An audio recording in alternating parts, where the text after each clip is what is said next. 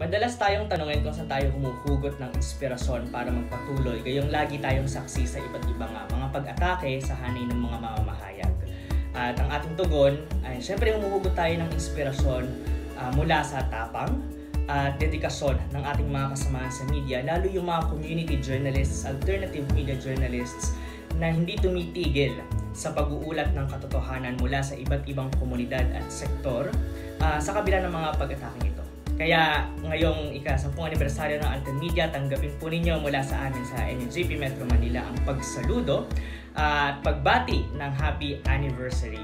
At syempre kalakip din po niyan ang ating paninindigan, ang ating pakikiisa na hindi tayo titigil hanggang hindi nagiging malaya ang pamamahayag at pagpapahayag dito sa ating bansa, kung saan hindi kinukulong ang mga mamamahayag katulad ni Frenchie May Cumpio, kung saan hindi pinapatay ang mga mamamahayag katulad ni Percy Lapid. Yun lamang po at happy anniversary. Ito po si Paul Soriano, bumabati sa Alten Media. Feelings!